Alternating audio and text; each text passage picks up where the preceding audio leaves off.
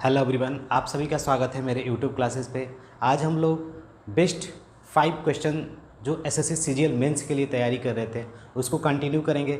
आज third series होगा, इसमें हम बेस्ट 5 क्वेश्चन पढ़ेंगे और ये क्वेश्चन इंपॉर्टेंट है एसएससी सीजीएल मेंस के लिए और साथ में जो सीजीएल प्री की तैयारी कर रहे हैं, सीएचएसएल की तैयारी कर रहे हैं और साथ में सीडीएस एग्ज़ाम की तैयारी कर रहे हैं उनके लिए। तो चलिए आज हम स्टार्ट करते हैं।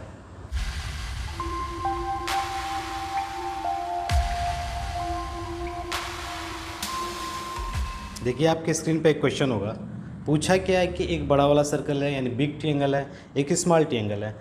तो पहले बिग ट्रायंगल के अंदर एक सर्कल बना है जिसका इन सर्कल है, ठीक है, इन सर्कल ट्रायंगल के अंदर है, उसके अंदर एक छोटा सा ट्रायंगल है। तो आपसे पहला क्वेश्चन पूछा है area of small triangle to the area of big triangle, यानी स्मॉल ट्रायंगल का जो एरिया होगा और बिग ट्रायंगल का एरिया होगा उनका रेशियो। दूसरा question area of circle, circle का एरिया क्या होगा यानी इन सर्कल का, और एरिया ऑफ बिग ट्रायंगल। तो देखिए हम इस क्वेश्चन को सॉल्व करते हैं।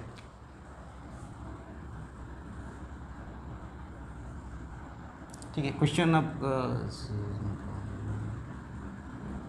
पास एक ट्रायंगल है ABC, हम नाम दे सकते हैं, उसके अंदर छोटा वाला ट्रायंगल है PQR हम बोल सकते हैं। ठीक है, आपसे पूछा क्या area of small triangle to the area of big triangle. तो भाई स्मॉल ट्रायंगल क्या है, ये सर्कल के अंदर बना है, सर्कल के अंदर बना है, ये बिग ट्रायंगल है, ठीक है, बाहर ट्रायंगल है। तो आप एक चीज़ मुझे बताओ, अगर आप पढ़े होगे बेसिक थोड़ा सा भी कि अगर सर्कल के अंदर, ट्रायंगल के अंदर अगर हम कोई सर्कल ड्रा करते हैं ऐसे, ठीक है, तो आर की वैल्यू क्या होती थी a/2√3। यहाँ पे ट्रायंगल क्या है, इक्विलेटरल ट्रायंगल है, यानी सभी साइड ए का हम मान सकते हैं। इक्विलेटर, ये बात याद रखिएगा, इक्विलेटर में सभी साइड इक्वल होगी, तो भाई ये ए का होगा। तो आर की वैल्यू क्या होगी a/2√3। इतनी बातें क्लियर, ठीक है। अब भाई जब आर की वैल्यू a/√3 होगी तो आर मतलब ये पोर्शन बोल सकते हैं a/2√3। अब मुझे एक चीज़ बताओ, ये जो आपका ये ट्रायंगल है, इस ट्रायंगल के चारों तरफ क्या बना है, सर्कम सर्कल, यानी इस छोटी से ट्रायंगल के चारों तरफ क्या बना है भाई, सर्कम सर्कल बना है। तो उस सर्कम सर्कल को हम क्या निकाल सकते हैं, इजीली निकाल सकते हैं। तो सर्कम सर्कल का रेडियस क्या होता है, radius of circum circle a/√3। ठीक है, a/√3 का मतलब हम मान सकते हैं कि ये वाला साइड कितने का है, x का मान लो, ठीक है, बोल सकते हो ना x का है, तो x/√3 हमने छोटे ट्रायंगल का साइड x माना। तो r की वैल्यू आपकी क्या होगी, तो r की वैल्यू यहाँ पर निकला है ना a/2√3, तो r की जगह पर रख दो a/2√3। r की जगह पर क्यों रख रहे हैं भाई, क्योंकि सर्कम रेडियस, देखो ये रेडियस ही है ना, सर्कम रेडियस, ठीक है। अब बात समझ रहे हो सर्कम रेडियस क्या होता है, इस छोटे से ट्रायंगल के लिए वो सर्कम रेडियस का काम करेगा, ठीक है।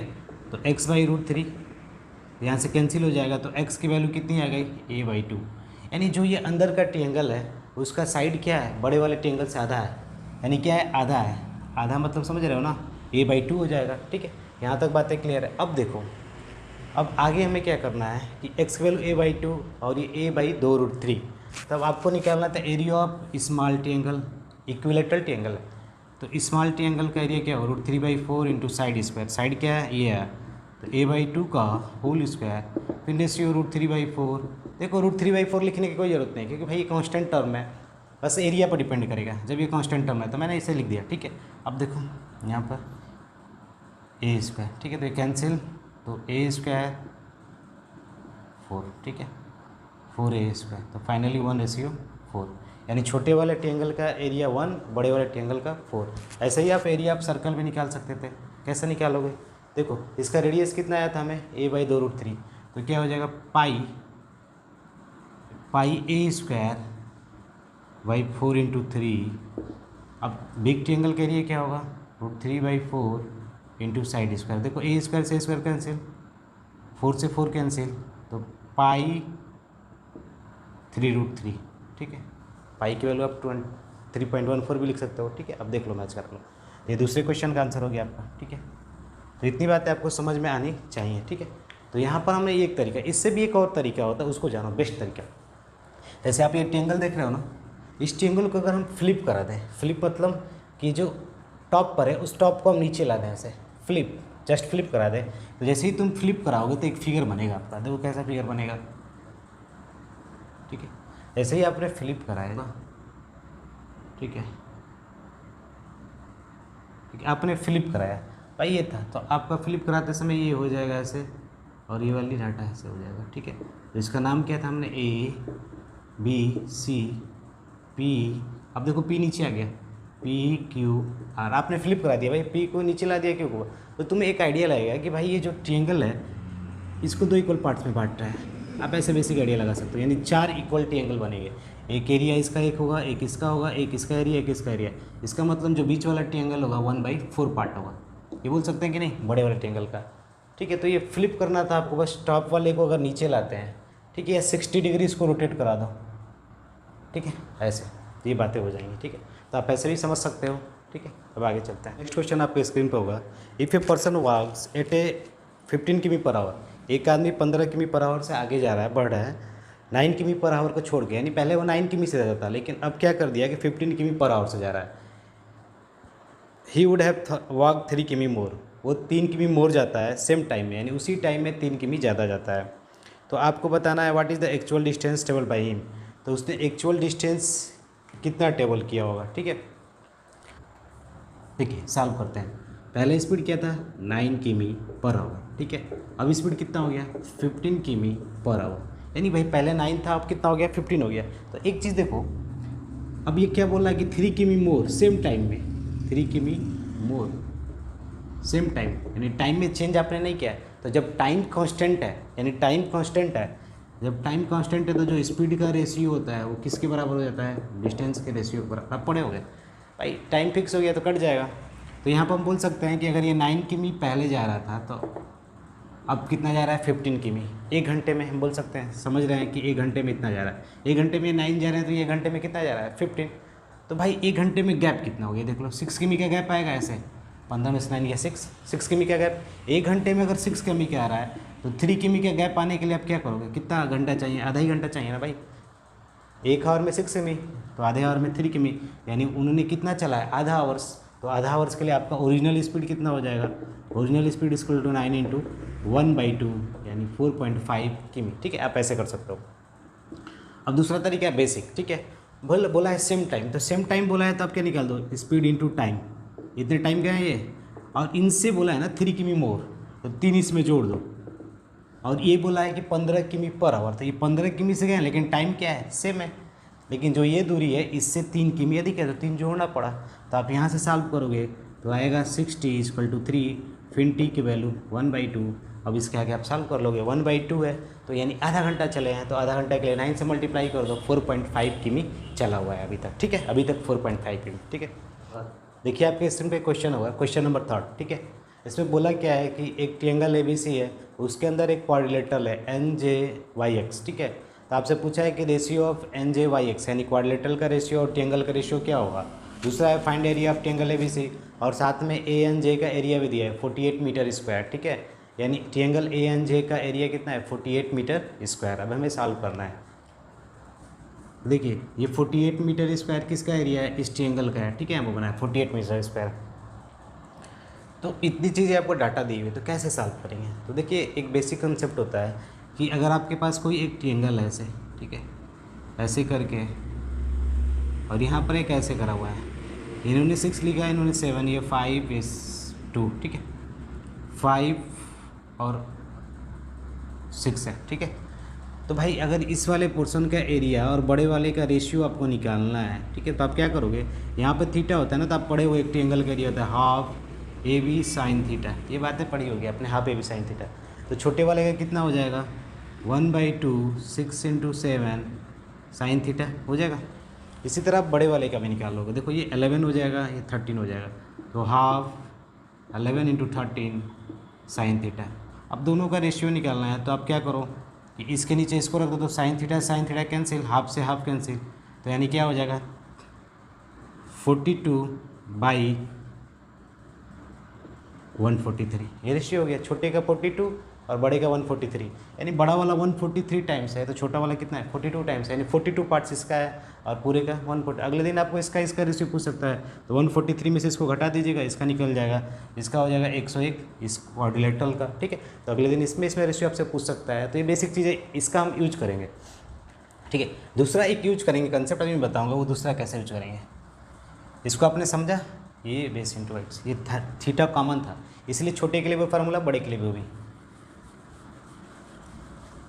अब देखो हम क्या करेंगे कि इस वाले पोर्शन को निकालेंगे, तो देखो क्या हुआ, 10 9 जा 90, यहाँ पर थीटा एंगल है तो 90, ये बड़ा वाला देखो 11 ना 20 और ये 16, तो 20 16 कितना हो जाएगा 320, यानी इस वाले फ्रैक्शन का एरिया आ गया, यानी इतना। ऐसे हम अभी कटा नहीं रहे, ठीक है। इसका भी निकाल सकते हो, 11 4 जा 44 और ये कितना होगा 11 ना 19, 11 ना 20 और ये 8 4 12 4 16, 20 16 320, ठीक है। यहाँ से भी मिला। इसी तरह आप इस वाले पोर्शन का निकालो, ठीक है।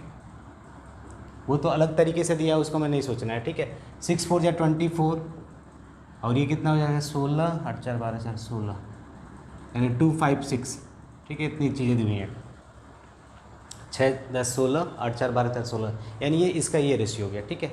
तो अब हमें क्या करना है कि अब हमें कुछ इस वाले पोर्शन के एरिया की प्लानिंग करनी पड़ेगी, ठीक है। तो देखो कैसे निकालेंगे। अगर आप पूरे एरिया को देखो, यहाँ पर 256 है ना, ध्यान से देखिएगा, 6 10 16 8 4 12 4 16, मैंने वही तरीका लगाया आपको जो बताया।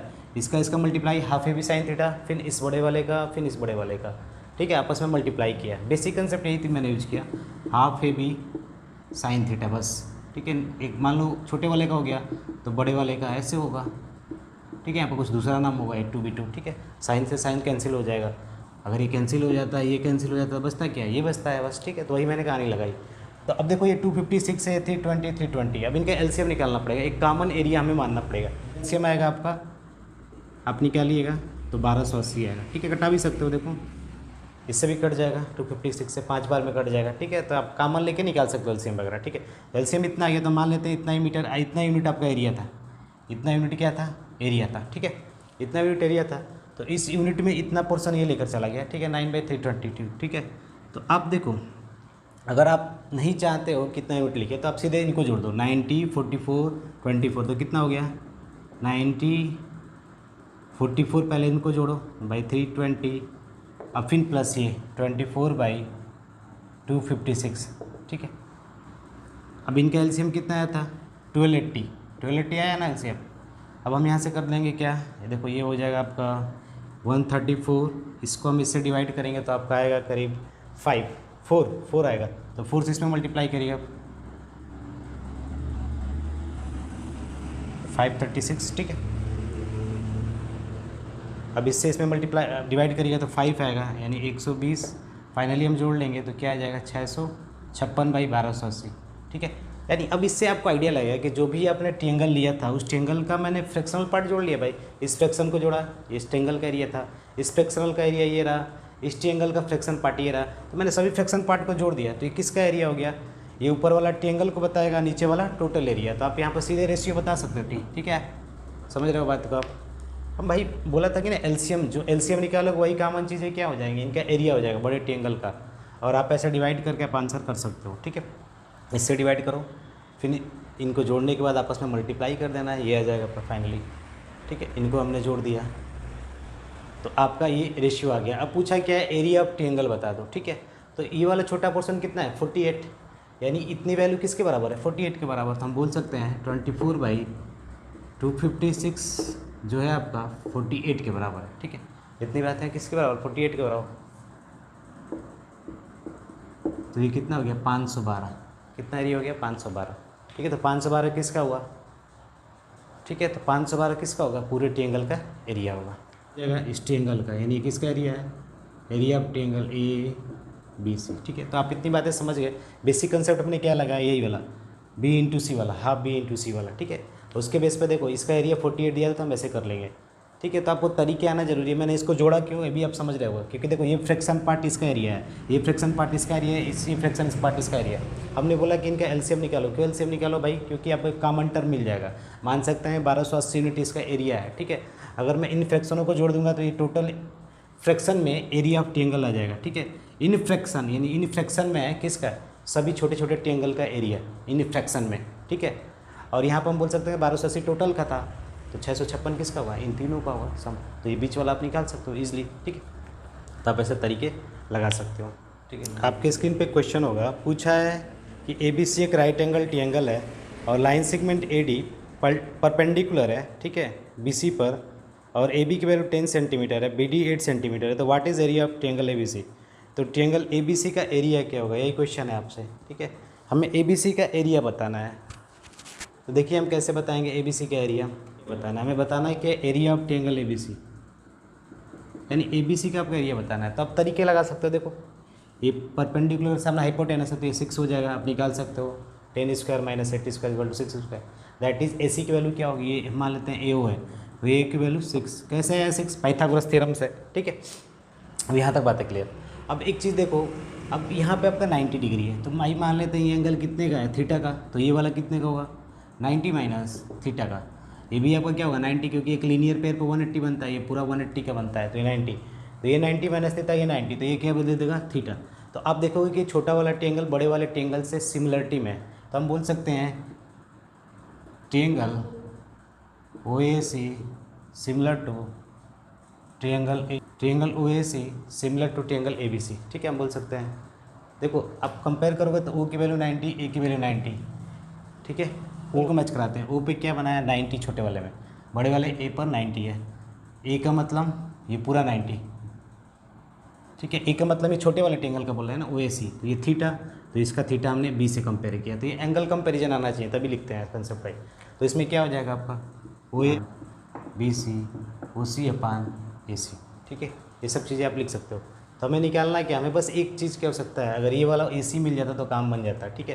तो हमें क्या क्या चीज़ें नहीं मालूम, बी सी नहीं मालूम है, ओ सी मालूम नहीं है, ठीक है, ओ ए मालूम है, ओ ए मालूम है, ठीक है, तो ओ ए की जगह पर 6 लिखते हैं, ए बी मालूम है 10 है, ठीक है, ए बी की जगह पर 10, ए सी नहीं मालूम है, बी सी नहीं मालूम है, ओ सी नहीं मालूम है, ए सी,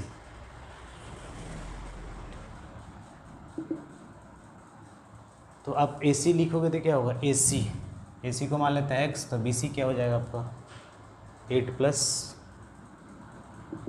वाई, यहाँ पर 6/10 है ना, एक्स 8 प्लस वाई कैसे निकालेंगे, तो वाई आप निकाल सकते हो इजीली।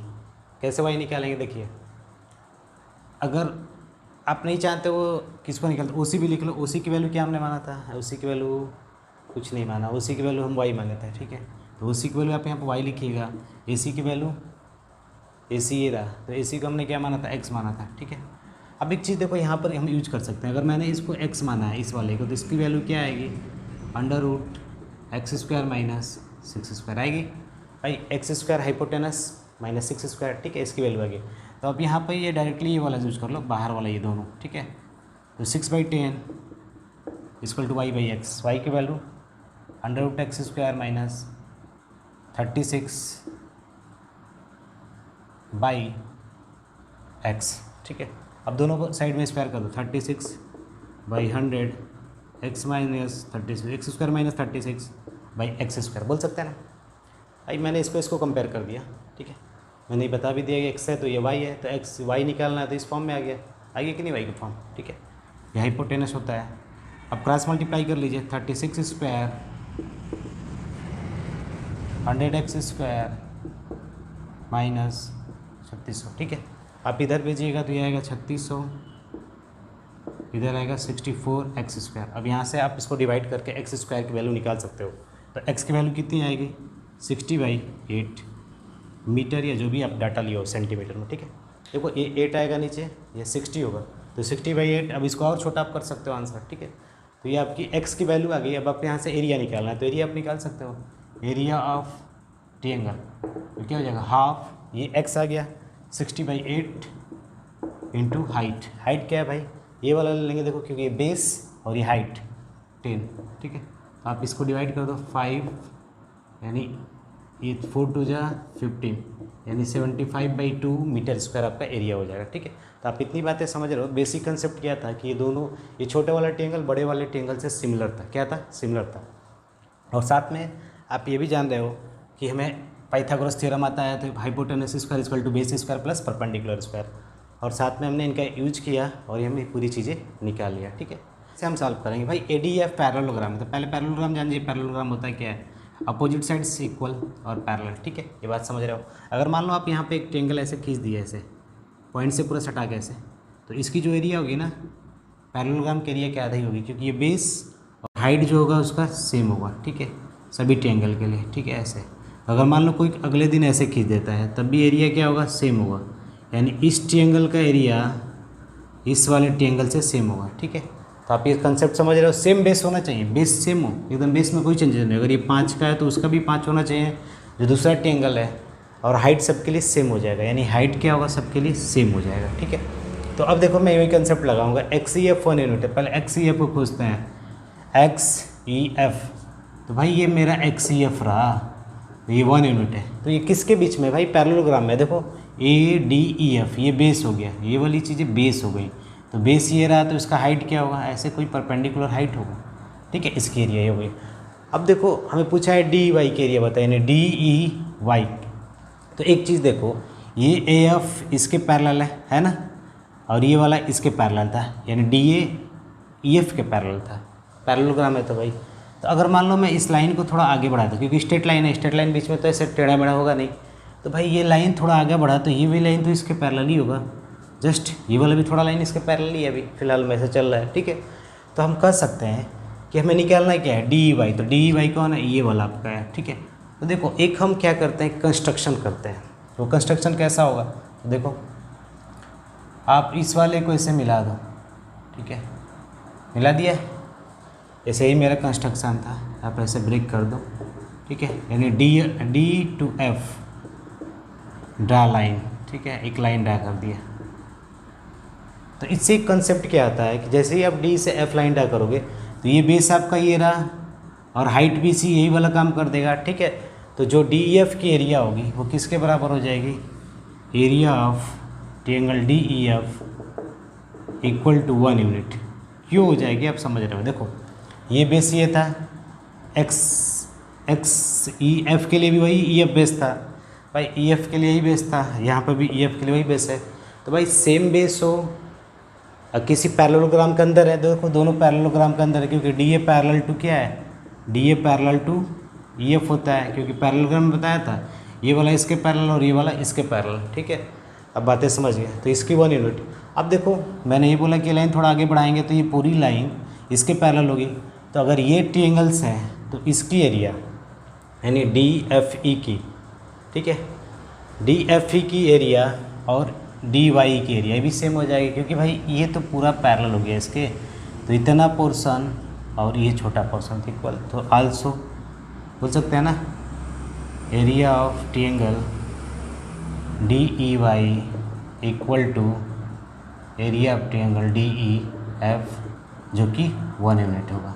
तो देखो इसमें एक ही कंसेप्ट लगा था कि आपको पैरेललोग्राम जानना जरूरी है, opposite side parallel and equal, और उस पर एक ट्रायंगल खींचते हो, सेम बेस हो, सेम बेस होना चाहिए। जैसे नहीं बोलते हैं कि एक पैरेललोग्राम ऐसे था, मैंने एक ऐसे ट्रायंगल खींच दिया ऐसे, ठीक है, एक ऐसे ट्रायंगल खींच दिया तो इसकी एरिया भी सेम हो गई और इसकी भी एरिया सेम, बस आपको पैरेलल लाइन चेक करना है, ठीक है।